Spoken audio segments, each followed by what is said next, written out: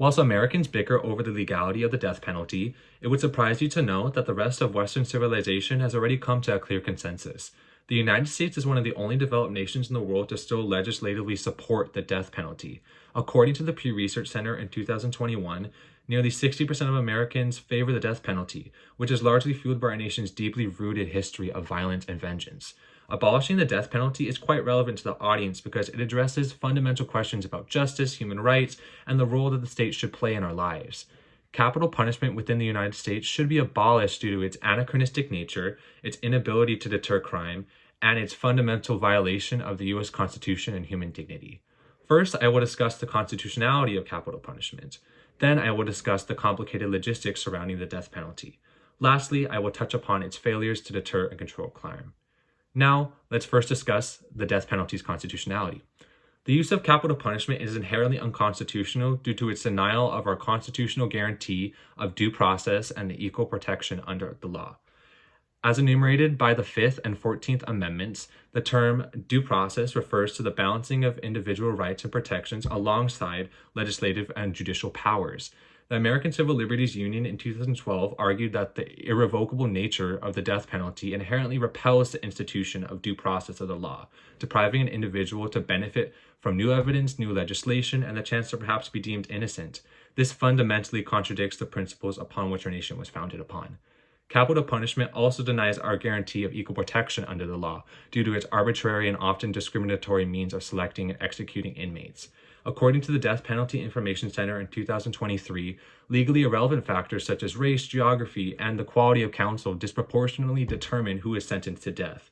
Because of the arbitrariness of capital punishment, the application of the death penalty often discriminates upon racial and socioeconomic lines, which innately violates the 14th Amendment's guarantee to provide equal protection under the law.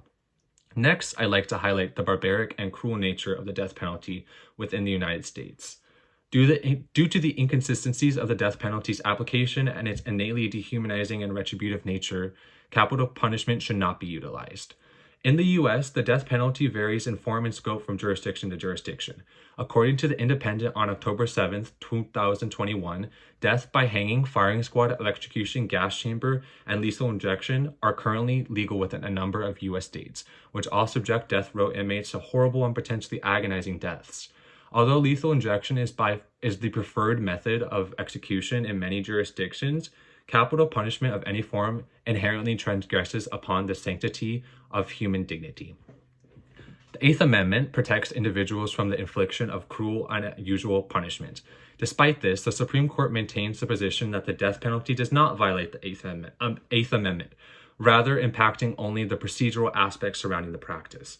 According to the Death Penalty Information Center on September 15, 2020, the death penalty is innately linked to the historical exploitation of slaves and their descendants alongside other forms of systemic discrimination. From a moral and constitutional standpoint, capital punishment is merely a link within America's long chain of violence and racism, an archaic form of retribution that is inherently dehumanizing. Let's now look at the death penalty's efficacy at controlling and impacting crime within the U.S. Capital punishment fails to deter crime due to its inability to be properly administered and its complicated nature. Quoted by the American Civil Liberties Union in 2012, a punishment can be an effective deterrent only if it is consistently and promptly employed. Capital punishment cannot be administered to meet these conditions due to the time and cost associated with its procedural safeguards.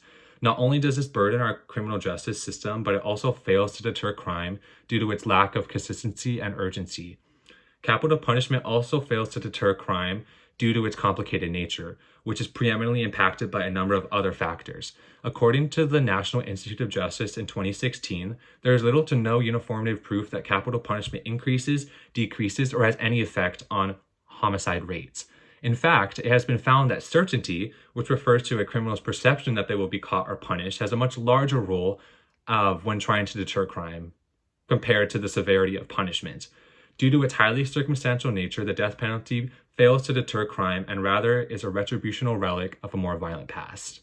All right, let's review our main points, shall we? First, I discussed the constitutionality of capital punishment. Then I mentioned the complicated administration surrounding the death penalty. The last point I touched upon were its failures to deter and control crime. Capital punishment within the United States should be abolished due to its anachronistic nature, its failure to deter crime, and its fundamental violation of the US Constitution and human dignity.